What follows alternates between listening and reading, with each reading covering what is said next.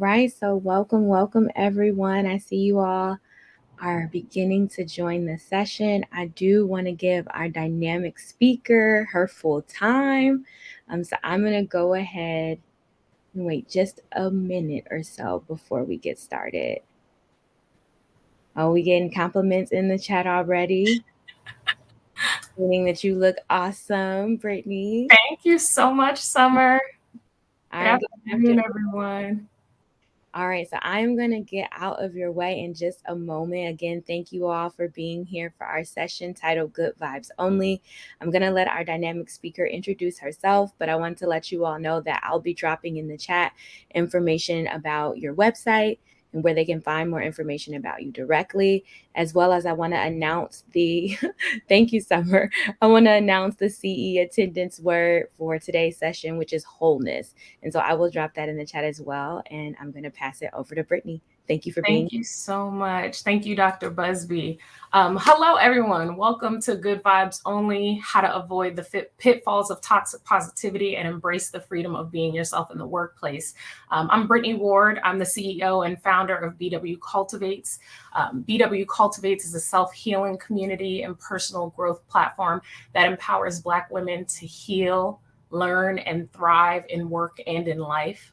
And so today we're going to spend some time discussing the societal pressures to conform to positivity and the impact that it can have on your individual freedom in the workplace. If there's one thing that I've learned from my time in corporate America, there is a cost to showing up as a minimized version of yourself. And so my hope is by the end of this session, you'll understand toxic positivity, the impacts that it has on us as Black women in the workplace, the physical and mental health consequences that can come from it, as well as how to apply strategies to deal with it in the workplace. And so before we dive into all of the things that I have for y'all today, I want to spend some time doing a little bit of an exercise. So wherever you are, I want you to just close your eyes really briefly and reflect on an experience in your professional life where you felt pressure to maintain a positive stance. So again, close your eyes wherever you are and just reflect on an experience in your professional life where you felt pressured to maintain a positive stance. While your eyes are closed, I want you to think about, what's your environment like? What are some of the things that you see around you? Some of the things that you smell around you? Who are the people around you? And how do you feel about those individuals? How do you feel about yourself? Really take a moment as your eyes are closed to connect with your feelings, connect with where you are within that experience.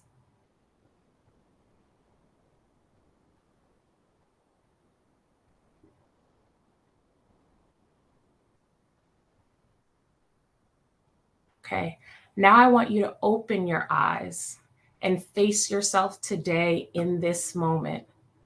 What are some of the things that were said to you during that experience? How did you respond physically, mentally, and emotionally? What would you do differently today? I want you to drop your responses in the chat. So now that you've thought through that experience where you were pressured to be positive in a specific work situation, what are some of the things that were said to you during your experience? How did you respond physically, mentally, and emotionally? And what would you do differently today? Drop your responses in the chat.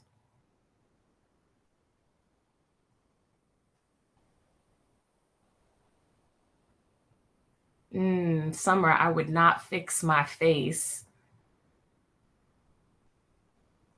I would walk away. You would speak up. Okay, these are all good.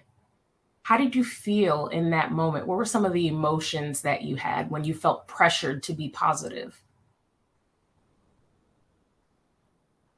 Would be more present in the moment. Okay, these are all good, really, really good responses. Judith felt uncomfortable, angry.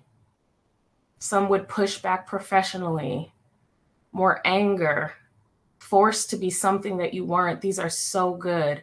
Angry, face was flush, fists were balled, confused, felt like my whole body was being squished, confused, Some would go to human resources to report it, insulted, frustrated. These are all really, really, really impactful. I want you to hold on to all of those feelings and emotions that you experienced when you felt like you were pressured to be positive, because we're going to spend some time talking about some of those things today. We only have about 50 minutes together. And so, I want to make sure that we can jump into the topic, but definitely hold on to those thoughts, feelings, and emotions, because what we're going to find out as we go through this session is that many of those emotions are so real for so many of us that are experiencing toxic positivity in the workplace. And so as we dive in, the topic of toxic positivity and its effects on Black women in the workplace, it has gained a lot of increasing attention within the last few years. Unfortunately, it's not as extensively researched as some other workplace-related topics. While it may not have received the same level of research attention, it is something that there is a compelling need to have a dialogue around. And so when I talk about toxic positivity in the workplace, what I'm really talking about is the pressure to display positive emotions while suppressing negative emotions, feelings, reactions, experiences. And so this can show up in a few ways. Some of the ways that this might show up, you might be conveying something to an individual and they might respond with, "You're strong, you'll get through it." Or, "It's all in the past, just move on." Sometimes you'll have a conversation and the person will say, "Well, it could be worse." Or sometimes it'll be a situation where you'll hear, "That's just how it is. It's always been this way." You'll hear things like, "Stay positive, be a team player." And one of the things that I've learned in my own experience is that two things can be true at the same time. So while these statements are often well-intentioned, they also represent a lack of empathy for the unique challenges that we face as Black women who must operate in environments that often fail to accept us. And so they also suggest that we're the ones who must change our outlook on the situation rather than to acknowledge our experiences and validate our feelings. And so oftentimes we feel stuck between a rock and a hard place. And so what that means is we engage in self-harming behaviors like hiding behind our true feelings, pretending that everything is okay when it's not, and ignoring hard conversations that really need to take place. And so when you think back to some of those emotions and some of those experiences that you highlighted earlier on, what we found is that many of you walked away from hard conversations and you ended up being in a position where you took on all of these feelings and all of these emotions that had you spoken up, had you been honest, had you just said what it was that you were feeling in that moment, the situation may have gone differently. And so some of the common ways that we've learned to navigate toxic positivity in the workplace is by adopting different personas. Some of the most common ones that I have experienced myself and that I've seen others convey are the perfectionist, the superhero, and the strong Black woman. These represent distinct archetypes that we often adopt in various aspects of our lives. Each have a very unique set of characteristics that we end up taking on, whether it's based on, expectations or whatever the case may be. We end up adopting these things, and each one of them comes with their own set of challenges. And so it's important to note here that you can adopt one of these personas, you can adopt two of these personas. In my personal experience, I've been all three of these at any given time. And each of these shows up in different ways in our lives. And so we're going to talk a little bit about each one of these. We're going to spend some time talking about the perfectionist first, okay? So the perfectionist believes failure is not an option for her. We work towards unrealistic and often unattainable goals. And I'm not saying it's not okay to have goals and objectives, right? But it is challenging to have goals and objectives that are so high and so far-fetched that you can't reach them. It is so important for us as individuals, us as women, to have balance between our high standards and what it means for us to show up authentically within the workplace. Freedom from the power and penalty of conformity can empower Black women to not only show up as themselves in the workplace, but to exceed expectations in the workplace. Okay? The next thing that we're going to talk about is the superhero persona. The superhero believes that she can do it all. This woman very seldom asks for help. Okay? We work beyond our physical and mental capacity because we feel that's what's expected of us. Black women are not robots. As much as we like to think so, we cannot do it all. We need rest. We need breaks. We need self-care, just like everybody else. And so these are areas where we really have to take some time to reassess and think about how it is that we're showing up. Your unique makeup is what allows you to contribute from a place of authenticity in the workplace. Your unique makeup is what allows you to be valuable in the workplace. We have to break this habit of thinking that the only way for us to contribute and the only way for us to make an impact in the workplace is for us to work ourselves to death. That's not realistic. That's not a standard that we should want to set for ourselves or for other young women who are coming up behind us and watching how we move and how we interact in the workplace. Embrace your individuality without driving yourself into the ground, okay? Next, there's the strong woman, the strong Black woman, excuse me. We all know her. I am 100% guilty of operating within the context of this persona at many times in my career. The strong Black woman believes her vulnerability is a sign of weakness. We minimize what's going on in our lives. We suppress our emotions. We don't ask for help. And again, we think that we can do it all. But one of the things that I want you to understand and walk away from this session with is that inner peace is the greatest form of freedom. You cannot get there without some sense of vulnerability and self-acceptance. And so many of times when we are operating within the context of these personas, we're going back and forth with ourselves and we're struggling between wanting to be free and actually claiming our freedom. And there is a difference. When you want to be free, but you're not operating in that space, it requires a lot more time, a lot more effort. You put on a lot more of a facade rather than just stepping into who you are and showing up in the workplace just as you are and putting the responsibility on other people to decide whether or not they accept you. You're trying to control the outcome, and this is something that we've got to get out of. A lot of times we're going back and forth between a scarcity mindset versus an abundance mindset. If you're anyone who's out there who may have come from a family, I'm a first generation college graduate, so I know what this is like. There was a lot of pressure on me to do well, to be great. I felt like I had the weight of my family on my shoulders. And so I felt like because of that, I had to succeed. I grew up in a working class family, okay? We were very much low income. And so when I first stepped into the corporate world and I took on the responsibilities of my career, I did everything and anything to not go back to that place that was low income. Nobody was telling me that I was going to fail. There was nothing even going on in my life that even suggested that I might step back into that space. But in the back of my head, I was always worried that I might end up in the same predicament that I grew up in. And so I couldn't see the benefit and the value of all the things that I had going on in my life right in front of my face.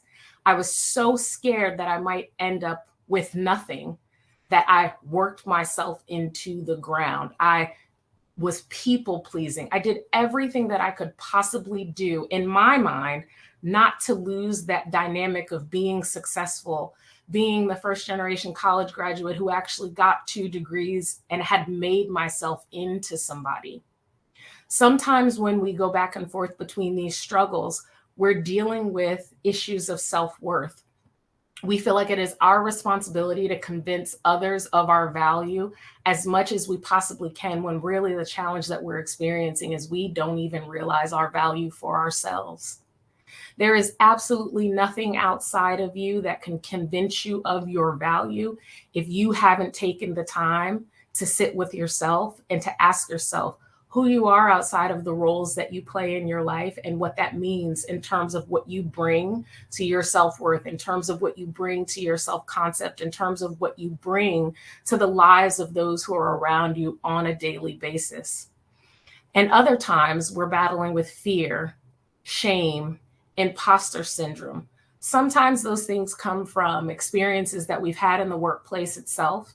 And sometimes those things come from experiences that we've had in childhood, experiences that we've had in relationships. I like to frame them in the context of experiences, exposure, and expectations, right? The experiences that you've had in your life, the people and places that you've been exposed to that validate those experiences and those feelings, and then the expectations that you place on yourself as a result of those things. All of those things, if you do not have strong self-worth, can lead to you not showing up as your most authentic self in the workplace because you're scared of how people will see you, because there's something that you're carrying around that says, I'm not good enough, I'm not worthy enough, no matter how hard I work, it'll never be enough. And I'm here to tell you that none of those things matter. Those barriers don't have to be barriers, but we place them on ourselves.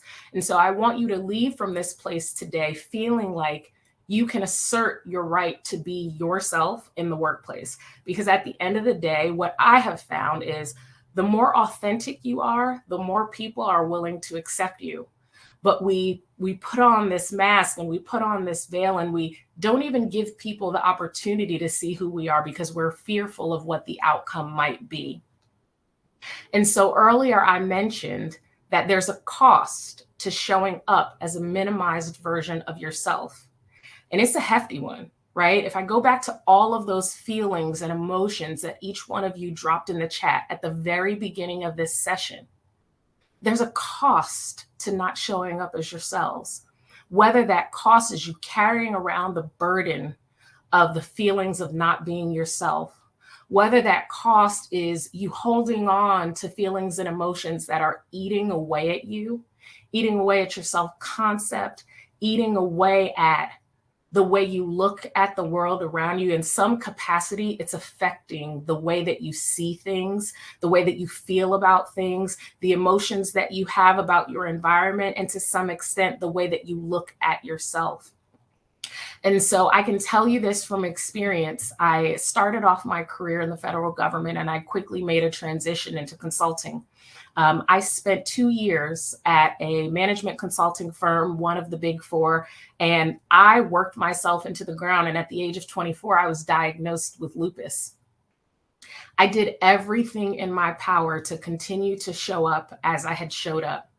I worked the 60-hour weeks. I didn't tell anybody what I was dealing with because I was so fearful of whether or not they would understand what I was dealing with, whether or not it would be held against me from a performance perspective. I had all these things in my head and all these things that I was feeling. And yet I had not given myself time enough to sit with my diagnosis. I had not given myself time enough to truly process the feelings and emotions that I was now feeling, knowing that I would live out the rest of my life with this chronic illness. And so I kept it in. And me keeping it in put myself in a position where oftentimes I would burn out. I would work and work and work, and I would be tired, dead tired, but I never wanted to tell anybody that I was tired and that I couldn't take on the burden for myself. I never wanted to ask for help. And so I sat with that emotional burnout. I sat with that physical burnout until finally I got so sick. I had such a bad flare up that it put me in the emergency room. I ended up getting admitted into the emergency room, and I realized that the way that I was operating was not sustainable if I wanted to achieve my goals and objectives and still maintain my mental health and my well-being.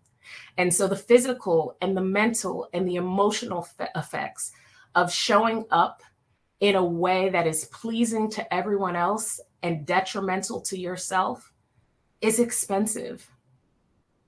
I had challenges with an eroding self-concept, okay? I started questioning what I knew was my own reality. I'm doing a great job. I'm getting great feedback. Am I really that good? Am I really doing a good job?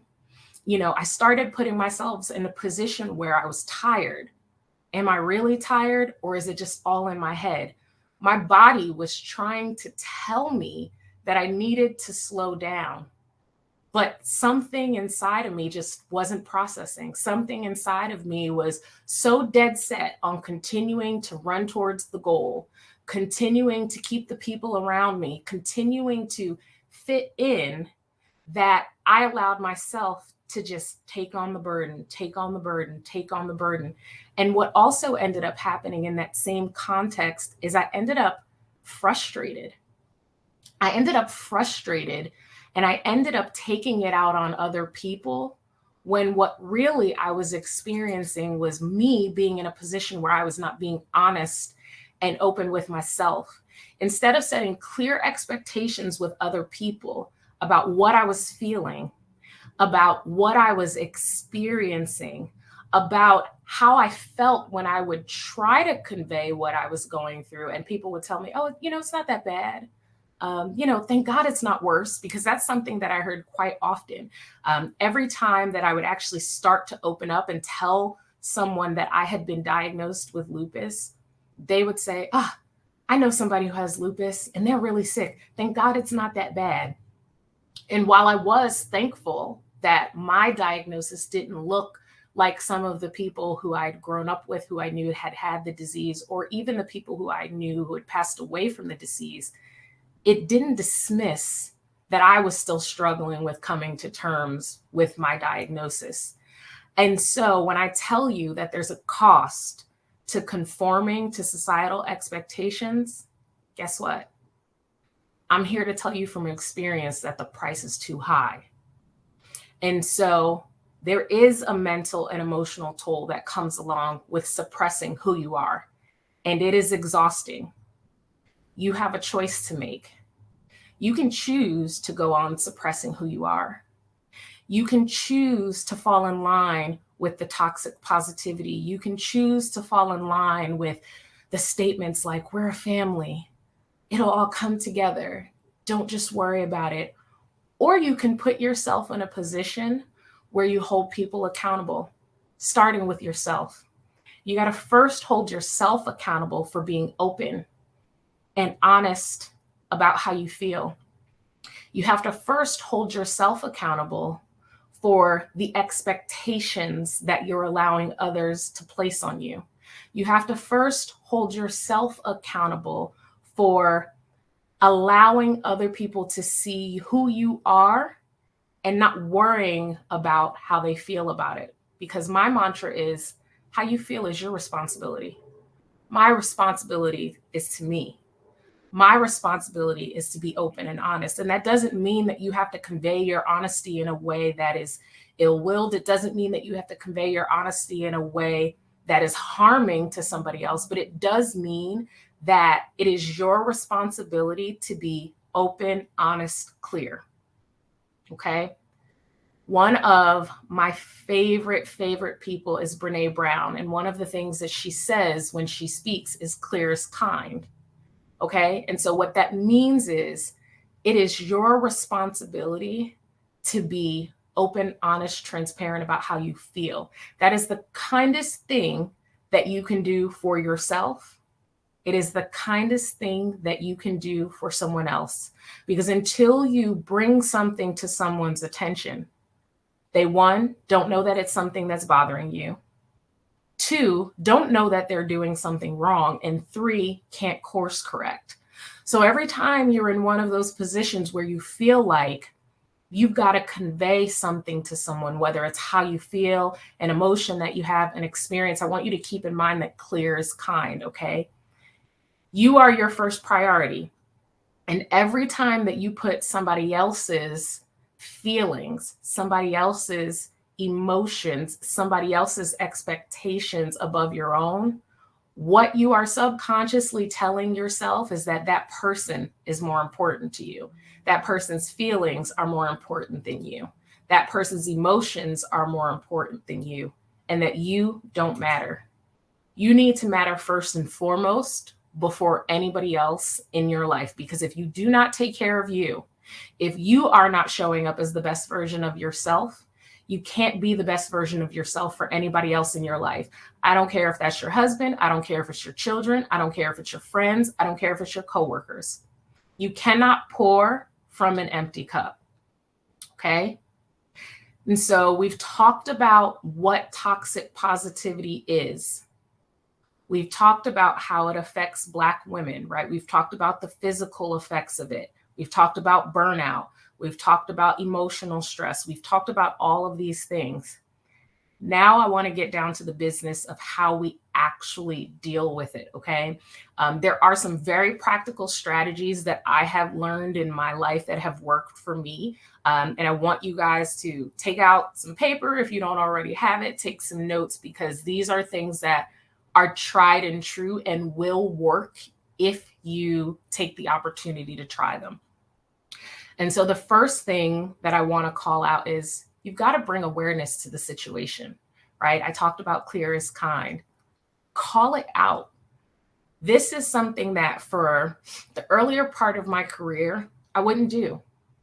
I wouldn't speak up. I wouldn't say how I felt. And I finally got to a point in my career where I said, you know what? I'm just going to be honest, because most of the time what I have found, especially in the workplace, is there are people who genuinely do not know that what they're doing is something that bothers you. And so call it out, address it constructively by explaining to that person why what they're doing can be detrimental. They don't fundamentally understand. In most cases, I won't say this is always the case, but in most cases, they don't fundamentally understand how saying something like, you're strong, it'll be okay, or, you're confident, you don't need help. They don't understand how using those phrases actually diminishes your experience and your emotions. In many cases, they think that they're just trying to be helpful. They're just trying to be supportive. They're just trying to lift you up, when in reality, when you hear those words and you're feeling something that is contrary, it's almost as if what they're saying is putting you down. And so you have to educate people at times. Now, I want to be clear, you shouldn't have to keep educating people, right? If you've got to tell them once, okay, maybe twice, okay.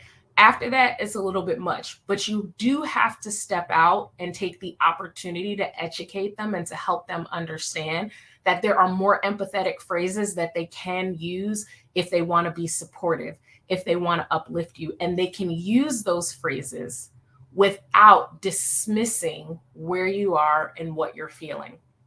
Okay. And so the next strategy that I want you to think about is suggesting alternative language to them. For example, instead of saying, just be positive, you can suggest that they say, I understand that you're going through a tough time and I'm here for you. That statement validates what you're feeling, okay? If you're having a challenging time, if you feel like you need help, if you feel like the world is weighing on your shoulders, the last thing that you want to hear from somebody is, oh, just be positive. And so if there are other phrases that they could be using, because again, remember, you're educating them, help them understand what empathizing with you without dismissing you can actually look like. The other thing that I want you to consider is using I statements. And this is something that I have a therapist. I am not a licensed therapist, but I love my therapist and I am a huge mental health advocate. It is so important for you to be able to convey what it is that you feel. And so using I statements, for example, I feel overwhelmed by this situation, to reframe the toxic positivity statements that reflect your genuine emotions makes such a huge impact. The clearer that you can get about where you are and how you actually feel in that moment, the clearer you're going to be able to be to that person who's displaying toxic positivity or those people who are displaying toxic positivity. You have to learn to get in touch with how you feel. Again, I'm telling you this from experience, because for the longest time, and I said this during the opening session, I put in the chat, for the longest time, the emotions that I empathized with most were anger and rage. I didn't know anything else. And so the first time that I went to a therapist and she said, "How do you feel?" It's like, what? What do you mean, how do I feel? And, she walked me through the feelings wheel, and I'm looking at this and I'm like, I don't even understand what any of these words mean. And I know that that sounds crazy, but there's such a range of words to convey how you feel. Get familiar with them. Get in touch with your emotions. Get in touch with how those things show up in your body, because oftentimes that drives the response that you give people in those situations. If you can first connect to you and you can first connect to how you feel, you can have a conversation with somebody else about it. But until you're in a position where you can connect to yourself and you realize for yourself what it is that you're experiencing and what it is that you feel, it's going to be that much harder for you to convey it to somebody else. And it's going to be that much harder for you to step into a space where you feel like you can own who you are in the workplace. The other thing that I think is super important, and I want you guys to start thinking about this and just thinking about the power of it, is having honest dialogue. I know that sounds like something that is so simple and so easy, but one of the things that I've learned, especially in corporate environments, is nobody ever really wants to talk about the thing. Everybody wants to talk around the thing. This is something that I saw when we were experiencing racial injustice and it was trickling into the workplace. This is something that I see on a regular basis when we as Black women are offended in the workplace and we have to have conversations with people about it. It's something that I see regularly in corporations when it comes to the topic of diversity and inclusion. We want to talk around the issue. We don't want to talk about the issue. And so this goes back to what I said about using I statements. You first have to have an honest conversation with yourself, and then you can have an honest conversation with others. Because when you can have an honest conversation with yourself, and you can create enough of a safe space to have an honest conversation with others, you can be in a position where you can both name your emotions without judgment and without fear. Okay? Psychological safety is so very important in the context of that honest dialogue. And so again, the more that you know yourself, the more in touch that you are with yourself, the easier it will be when you interact with others in the workplace. The last strategy, and we talk about this all the time, but it is so key, is advocate for your boundaries. Advocate for saying no when it's necessary. Say that what that person is saying to you, how that person feels about that situation, doesn't resonate with where you are and what you feel in that moment. Boundaries is something that I have struggled with for the last 5 to 7 years of my career, because the higher up I get, the more that is asked of me, the more that is expected of me. And so the challenge, when you go back to some of those personas, right? The superhero, the strong Black woman, we work. And so what often happens is people pile on more and more and more, because one, they know that you'll take it. And two, they know that if they do it, you're going to find a way to get it done regardless of the situation. You have to get to a point where your no is a complete sentence. And sometimes that no is going to come out nice and easy, just like this. And sometimes that no is going to be, no, absolutely, I'm not doing that. And I will help you find somebody else to take that on, but I'm not going to be responsible for that. Sometimes the boundaries are, I'm not going to work on the weekend. You will get me from 9 a.m. to 5 a.m. I will work my hind parts off from 9 a.m. to 5 p.m. And after 5 p.m., if you need me, send me an email. I'll see it at 9 o'clock the next morning. These things can sound harsh, But I have accelerated in my career really within these last 5 years very, very quickly.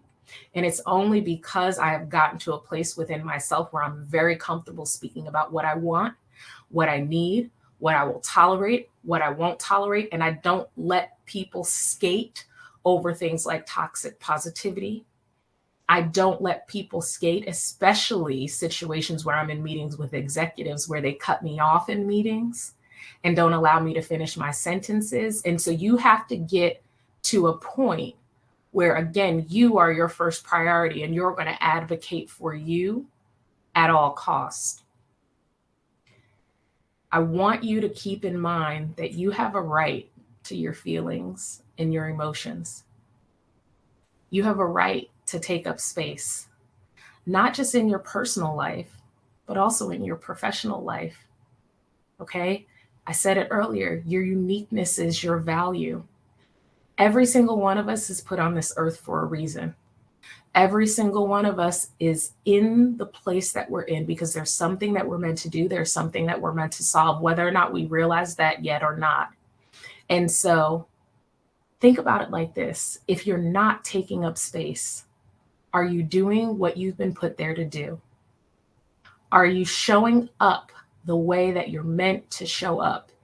If you're not showing up in your uniqueness, if you're not showing up in your authenticity, if you're not allowing your voice to be heard, if you're not taking up space, what are you doing? And so the prevalence of toxic positivity in the workplace among Black women is a pressing issue. It is such a pressing issue because there is not a lot of research on this topic. It is something that demands our immediate attention because we deserve to feel our feels. We face a unique set of challenges and systemic barriers that can exacerbate, that can be exacerbated by the expectation of unwavering positivity. We already face a double bind, okay? What that means is we often feel like we are stuck between a rock and a hard place. If we speak up, we're going to be considered angry. If we speak up, somebody's going to say we're strong. But if we don't speak up, we're causing ourselves mental, emotional, and physical burden. You have to choose between the lesser of two evils. Is it more important for you to worry about how somebody else perceives you? Or is it more important for you to manage your physical, mental, and emotional well-being? That's a decision that you have to make. And as a Black woman, I implore all of us to take a stand against toxic positivity in the workplace. Our experiences are unique, and the burden of societal expectations can weigh so heavily on our shoulders. We already have so many things that we carry around on a daily basis, okay? When you return to work next week, I want you to show up like you are brand new, okay? I want you to act out, and I want you to start stepping into who you are and who you have truly called to be. I want you to unleash your voice. I want you to challenge stereotypes. I want you to demand accountability, not just from yourself, but also from others. I want you to support one another because oftentimes what you will find is that you're not alone. There are other women in the workplace who are experiencing the same thing. I know this because I have a group of women at my current company who I mentor who just kind of trickled in and maybe heard me speak or heard me in a meeting and said, hey, I have questions about this. And what I realized is every single one of them was dealing with the same exact issues and challenges at work and had never took the time to talk to each other. We are our greatest supporters in the workplace. If we don't support each other, nobody else will. And so be there for each other, support each other, advocate for each other, stand up for each other. But most importantly, be the change. That can sound so cliche, but it is so important. Together, we can shape a workplace that respects our diverse emotions unique experiences, and diversity. But we have to stand together. We have to rise above toxic positivity and foster a more inclusive, empathetic world for Black women in the workplace. We have to build a future where our voices are celebrated, our achievements are recognized, and that can happen without us having to compromise the parts of ourselves in the process. And so when you go into work next week, I want you to remember some of the things that you heard during this session. Every time you go into a meeting, ask yourself, am I showing up authentically? Every time someone gets out of pocket and says something to you, am I being open and honest about how I feel? Am I speaking up for myself? Am I saying what it is that I'm experiencing? Because if one of us does it, that's a blessing. But if all of us do it, that's how the change happens. And so I'm going to end my presentation there. I'm going to pause just to see if there are questions, thoughts, concerns from anybody on the call. I'm looking at the chat. So many positive comments. Thank you all. I love seeing it, but I'm definitely here to answer questions and address any concerns that you all might have. Thank you. Thank you so much.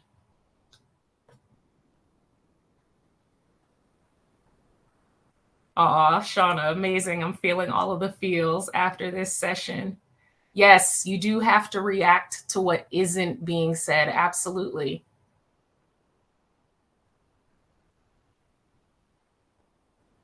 All right. I'm not seeing many questions come in. I'll give it just a moment more in case folks are typing.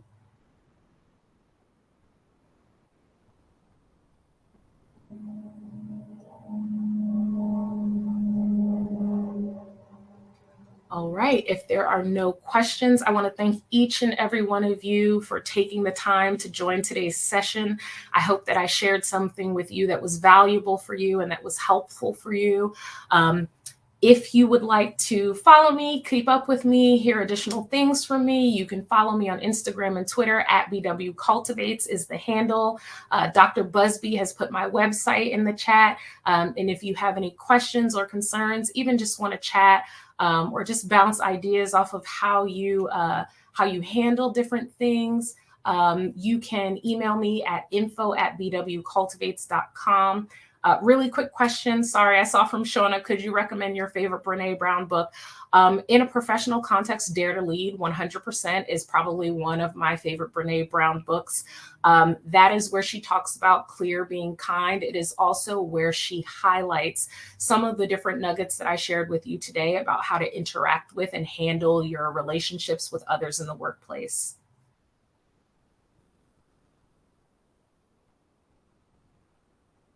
It absolutely has. Molly, I see. I hope your health has improved since you have embraced you.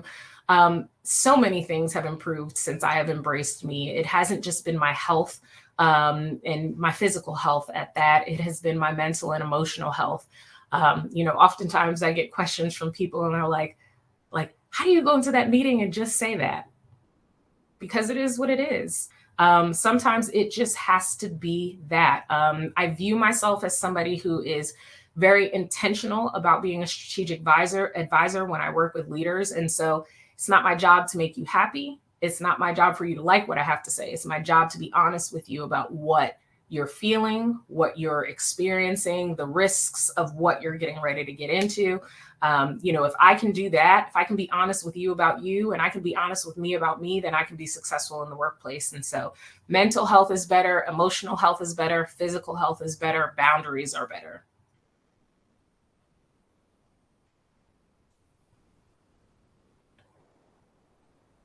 I'm seeing some more stuff come through the chat. Absolutely. It is their responsibility. I think we often get ourselves in situations where we want to manage other people's emotions. It is not your responsibility to take on other people's emotions. It is not your responsibility to manage other people's emotions. That is a dangerous space to get into. It is your responsibility to focus on your own emotions. It is your responsibility to manage your own emotions. All you can do is be as honest as possible and deliver the message as clearly as possible without hurting or harming.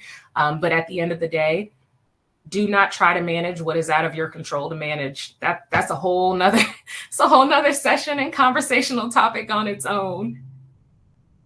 Absolutely, Sherry. We can only control what we can control.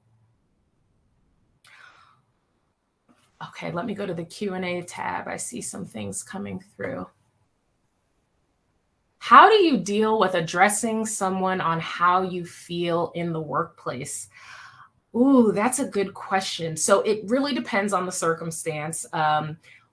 My experience has been when the situation is open and out in public, what I have done, and I'll give you a prime example. I was in a meeting and I was speaking, and I had a male senior executive who consistently cut me off.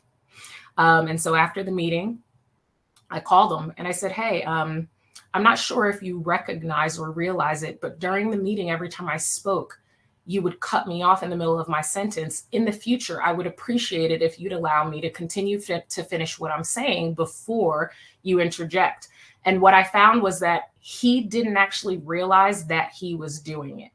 And so once I called him on it, he never did it again. But it took me coming to him very directly, being very clear about what I had observed in his behaviors in the meeting, and giving it back to him in a way that he could receive, that allowed him to say, wow, you know what, like, I didn't even realize I was doing that. And so what I find is when you can address somebody very clearly and very directly, when you can bring their behaviors to them so that it comes to the forefront, and when you can position it in a way that is not attacking, but is just kind of showing what it is that you've observed and your stance on it, that has worked very well for me. Now, if you're one-on-one with a person, right, let's say, you know, you're not in a meeting, you're not virtual, you need to have a conversation, what I would recommend is just pulling them to the side and very similarly, just being very honest with your experience. The person may not always react well. Sometimes the person might get defensive. Sometimes the person, you know, may respond in all different types of ways. Again, not your responsibility to manage. The only thing that it is your responsibility to manage is how you deliver the message and how clearly you are about what your experience with that person had been. They might change their behavior. They might not change their behavior. And if they don't, then you need to decide how you want to act accordingly from there. But what I have found is in most cases, when I'm very clear, very honest, very direct about what I'm seeing and what my expectation is, I get the response that I'm looking for. What is a great way to say no to your boss is the next question. Again, it depends on what you're saying no to. And so, you know, it's very different if you're saying no to work, you're saying no to a deliverable versus, you know, if you're saying no to working late. And the reason why you're saying no. For me, what I find in all instances, I am very direct. I'm very direct. I'm very upfront because I don't want anyone, especially at work, to misinterpret what it is that I'm telling them. And so if I have other plans, you know, let's just say somebody tries to add me to a meeting and the meeting is at 6 p.m. One, I'm declining the meeting.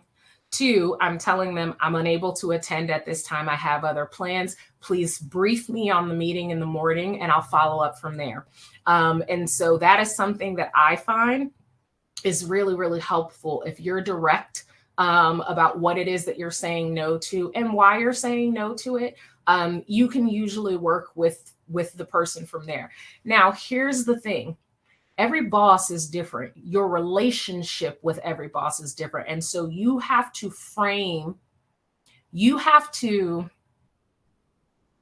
take into account the nature of the relationship as you frame your no. And so what I mean by that is if you have a good relationship with your boss, I have a very good relationship with my boss. I simply say no. I give her no explanation. She's fine with my no. We move on, right?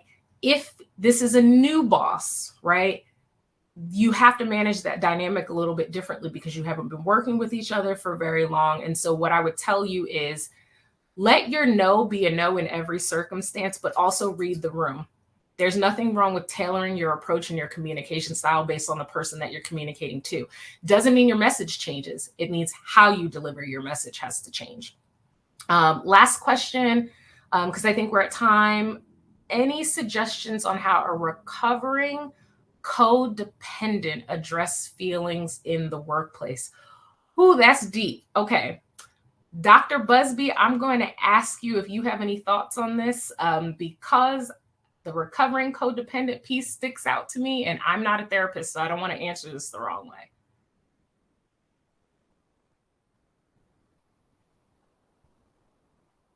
So we'll take that question and we'll get back to it.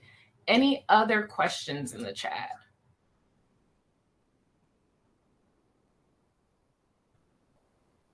Okay. If no other questions, I'm going to thank you guys for your time. We're going to end this session here. If you have time, go check out the networking, go check out the expo, catch the last few minutes of another session before the next live stage event. It was wonderful to be here with you today, and thank you so much for your questions and your feedback. Enjoy the rest of your day.